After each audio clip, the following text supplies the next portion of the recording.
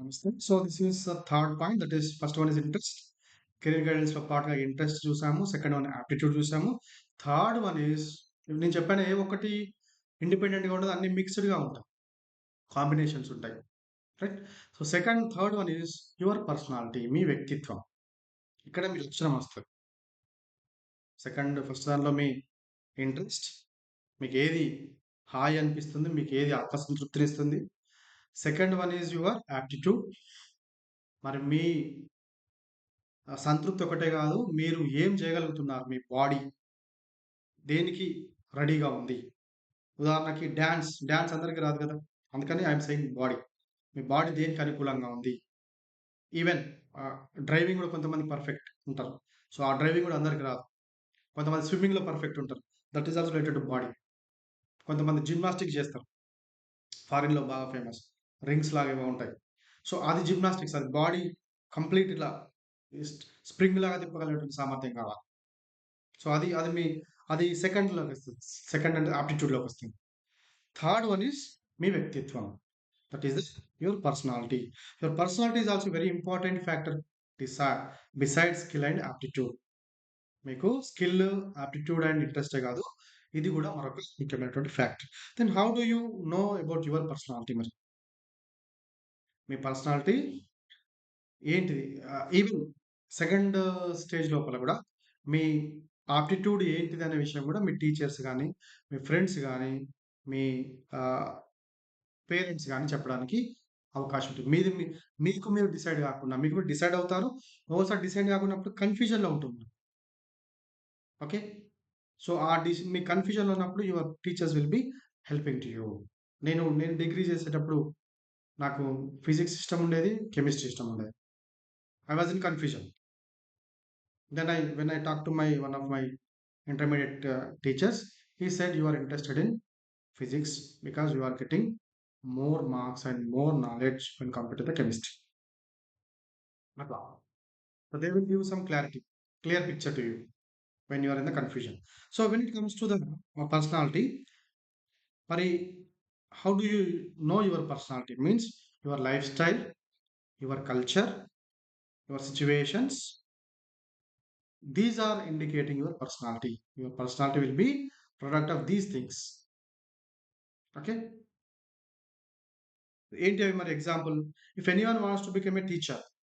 మీరెవలన్నా teacher గావాలనుకుంటే, వాళ్ళకు ముఖ్యంగా ఉండాల్సినటువంటి లక్షణాలు టీచింగ్ చెప్పేటువంటి సామర్థ్యం ఉన్నప్పటికీ, ముఖ్యంగా కావాల్సింది వాళ్ళకి ఓపిక, పేషెన్స్. That is number 1. ఓపిక ఒకటే గాదు. ఆ ఓపికతో పాటు పిల్లల్ని ప్రేమించేటువంటి మనస్తత్వం గావాలి. అంటే ఆదరాభిమానాలు సేమ్ పేరెంట్స్ గదా! వాళ్ళ సొంత పిల్లల్ని ఏ రకంగా అయితే ప్రేమిస్తారో, లవ్ అండ్ ఎఫెక్షన్ చూపిస్తారో, ఆ రకంగా టీచర్స్‌కి ఇవి 2. మీకు చెప్పేటువంటి ఇష్టం బాగానే ఉంది. You have interest to teach. You have aptitude to even to teach like your role model teacher. కానీ ఈ 2 ఉన్నప్పటికీ మళ్ళీ మీకు కావాల్సినటువంటి ఈ 2 ఉన్నాయా మరి ఏంటిదది? First one is first one is you should have patience. Second one is you have to love your children. అంటే పిల్లల్ని ప్రేమించే గుణం ఉండాలి గదా! మీరు బీఎడ్ చేశారు. మీకు గోల్డ్ మెడల్ వచ్చింది. రైట్? మీరు మంచిగా చెప్పగలుగుతున్నారు. మీకు డిస్టింక్షన్ వచ్చింది. బట్ మళ్ళీ మీరు డీఎస్సీ రాసినప్పుడు సెకండరీ గ్రేడ్ టీచరో లేకంటే హై స్కూల్ టీచర్స్‌కో మీరు వెళ్ళాలనుకున్నప్పుడు మీరు అక్కడ పిల్లలకి చెప్పాలి. మరి ఆ పిల్లలు ఎటువంటి పిల్లలు మళ్ళీ అనేది డిఫరెంట్. మీరు చేసేటువంటి జాబు రూరల్ ఏరియాలో వస్తుంది. ఎగ్జాంపుల్ భూపాలపల్లి ఏరియాలో రావచ్చు, కాళేశ్వరంలో రావచ్చు, ఖమ్మంలో రావచ్చు, ట్రైబల్ ఏరియాలో రావచ్చు ఆదిలాబాద్‌ల. మరి ఆ పిల్లల్ని మళ్ళా ఇక్కడ పిల్లల్ని లవ్ జేయడం అంటే డిఫరెంట్ ఫ్యాక్టర్స్ ఒస్తాయి మళ్ళా. ఓకే. అర్బన్ ఏరియాలో ఉండేటువంటి పిల్లల యొక్క లైఫ్ స్టైల్ వేరుగా ఉంటుంది. రూరల్ ఏరియాలో ఉండే పిల్లల లైఫ్ స్టైల్ వేరుగా ఉంటుంది. మళ్ళీ ట్రైబల్ ఏరియాలో ఉండే పిల్లలు వాళ్ళ లైఫ్ స్టైల్ వేరుంటది. మరి ఇవన్నిటికి మీరు రెడీ ఉన్నారా? వాళ్ళు ఏ సిట్యుయేషన్‌లో ఉన్నా గూడా, ఎంత పావర్టీలో ఉన్నా గూడా, ఎంత ల్యాక్ ఆఫ్ నాలెడ్జ్‌లో ఉన్నా గూడా, వాళ్ళకి మీరు చెప్పేటువంటి లవ్ అండ్ ఎఫెక్షన్ ఉందా? వాళ్ళ పైన కన్సర్న్ ఉందా? వాళ్ళను డెవలప్ చేయాలనేటువంటి ఆతృత మీ దగ్గర ఉందా? సో, ఇవన్నీ ఫ్యాక్టర్స్ ఉంటాయి. నో, నో, నో, నాకు ట్రైబల్ ఏరియాలో పనిచేయడం ఇష్టం లేదు. నేను కేవలం హైదరాబాద్ ఏరియాలోనే పనిచేస్తా. వరంగల్ సిటీలోనే పనిచేస్తా అంటే కుదరదు. So, you have to say you have to rethink. You have to rethink about your career. అట్లా అన్ని అంటే న్యూట్రల్‌గా ఉండడం నేర్చుకోవాలి. న్యూట్రల్‌గా అంటే ఏదైనా కూడా యాజ్ ఇట్ ఈస్‌గా యాక్సెప్ట్ చేసి పిల్లల యొక్క బాగు కోసం పనిచేసేటువంటి మనస్తత్వాన్ని మనము అలవర్చుకోవాలి. So you have to know the children irrespective of their caste, creed, region, religion, knowledge, color, various social background, economic background, that they are poor or rich. That is what we have to learn from our courses, right? Our B.Ed course or teacher education. Otherwise, there is no meaning. Otherwise, there is no meaning between a trained teacher and untrained teacher.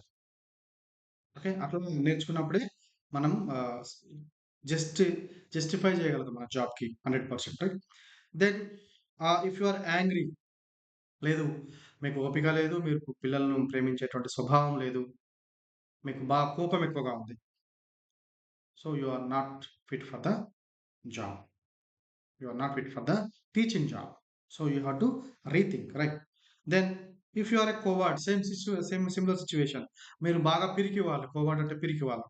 So, do you think that you will be fit for police or army or navy or air force? Different different wings ఉన్నాయి మనకు defence సెక్టర్‌లో. Okay. Army, navy, air force.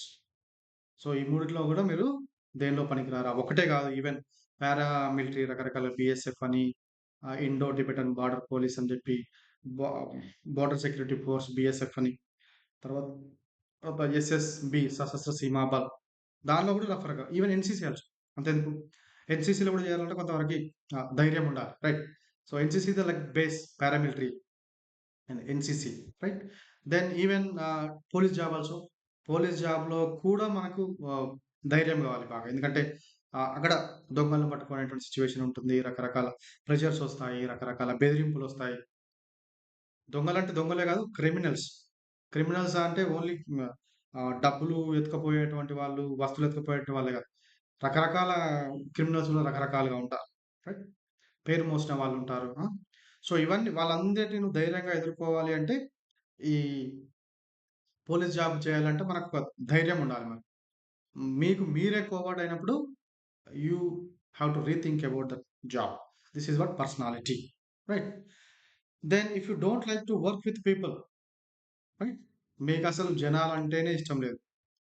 జనాలంటే ఏంది చెప్పండి? జనాల యొక్క బాగు కోసం గాని, జనాలంటే అగైన్ మళ్ళీ poorest of the poor, unreached.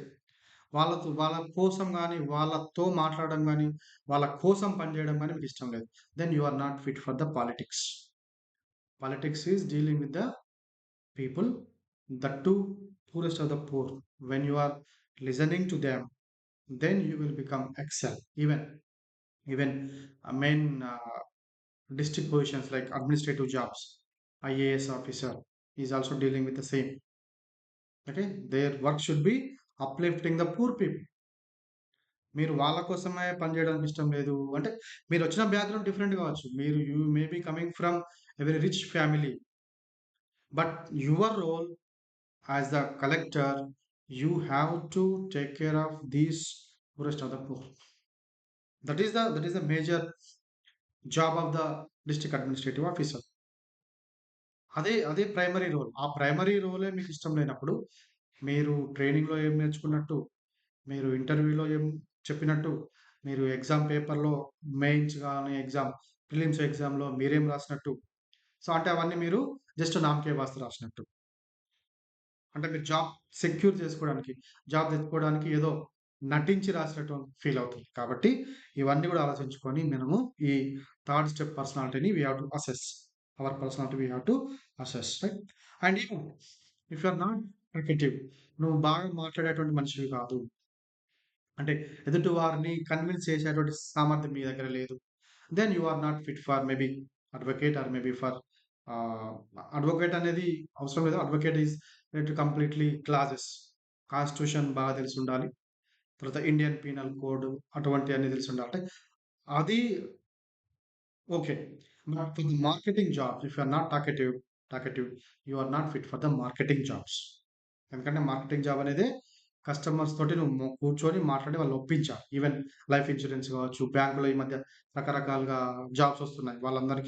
వాళ్ళందరూ ఒప్పించి అకౌంట్ ఓపెన్ చేయించడం, వాళ్ళతోటి పాలసీ కొనిపించడం అనేటువంటి ఈ మార్కెటింగ్ స్కిల్స్‌లోకి వస్తున్నాయి. అదే అగ్రికల్చర్ వాళ్ళకి కొన్ని కొత్త ప్రొడక్ట్స్ వస్తాయి. వాళ్ళని ఫార్మర్స్ దగ్గరికెళ్ళి మీటింగ్స్ కండక్ట్ చేసి వాళ్ళని కొనిపించగలగాలి. So, that is what marketing job. Right? కానీ మీరు టార్గెటివ్ అన్నప్పుడు ఆ జాబ్ మీకు ఫిట్ కాదు. So, you have to think. Then again same way if you don't like animals like cat, rat sorry cat maybe cattle, cow, buffalo or dog different species including birds also. Then you are not suitable for the veterinary job, veterinary doctor. Don't take that job. మీరు veterinary job doctor కావాలంటే ఆటోమేటిక్‌గా మీకు ఇవన్నీ ఇష్టమని ఈ జంతువుల పట్ల మీకు ఇష్టం ఉండాలి. Right. So even okay. So these are the some of the things where we have to consider our personality before we are proceeding for the next level of the career guidance. So like this you have to identify your personality. మీ personality ఏంటిది మరి? కొంతమందికి social work చేస్తా ఉంటారు కొంతమంది. Social work చేసిన వాళ్ళంతా కూడా ఖచ్చితంగా జనాలతోటి పని చేయాల్సొస్తది. లేదు మీకు రక్తం అంటేనే భయం. ఓకే. మీకు హ్యూమన్ బాడీని అంటేనే భయం మీకు ట్రీట్‌మెంట్. సో, అప్పుడు మీకు డాక్టర్ జాబ్‌కి you have to rethink. That is the basic. రక్తంతో డీల్ చేయడం అంటే ట్రీట్‌మెంట్ చేయడం అనేది రక్తంతోటే స్టార్ట్ అవుతుంది. సో, మరి అటువంటి టైంలో మీకు ఆ రక్తం అంటే భయం ఉన్నప్పుడు, బ్లడ్‌ని చూసి భయపడినప్పుడు మీకు ఏమంటాము చక్కరొచ్చి పడిపోవడము, కళ్ళు తిరిగి పడిపోయినప్పుడు so, you have to rethink about that particular job. అంటే పర్సనాలిటీని మళ్ళీ మార్చుకోవడం వేరు. ఆ భయాన్ని పోగొట్టుకోవడం మెల్లమెల్లగా వేరు. కానీ కంప్లీట్‌గా అదే భయంతోటి ఉంటే మాత్రము మనం నెగ్గుకు రాలేము. నెట్టుకు రాలేము. ఎన్ని రోజులు నెట్టుకొస్తాము? నెట్టుకు రాలేము. కాబట్టి ఆ పర్సనాలిటీని అసెస్‌మెంట్ చేసి కూడా మీరు మీ కెరియర్‌ని నిర్ణయించుకోవాల్సుంటది. So, according to your personality the third star point is according to your personality you have to choose your career. First one is interest. Second one is skills or aptitude అవి 2 ఉన్నాయి. మూడోది మీ personality. Okay. మీకు మంచి interest ఉంది. ఆర్మీలో job చేయాలని మంచి interest ఉంది. ఆర్ ఆర్ ఆర్ ఎయిర్ ఫోర్స్‌లో జాబ్ చేయాలని మంచి ఇంట్రెస్ట్ ఉంది. సెకండ్ వన్ మీకు మ్యాథమెటిక్స్ బాగొచ్చు, ఫిజిక్స్ బాగొచ్చు. లేదంటే రకరకాల ఏరోప్లేన్ మెకానిజం మీకు బాగొచ్చు. నేర్చుకున్నారు. ఏరోనాటికల్ ఇంజినీరింగ్ చేశారు. కానీ third one me third one is also important. మీకు ధైర్యం ఉండాలి. ధైర్యం లేనట్లయితే ఈ 2 ఉన్నా కూడా మీరు ఎయిర్ ఫోర్స్ జాబ్‌కి సూటబుల్ కాకుండా అవుతారు. కాబట్టి 3 ఫ్యాక్టర్స్ అనేది చాలా చాలా important. Okay. So, this is about your personality. Third step is the personality we have to decide.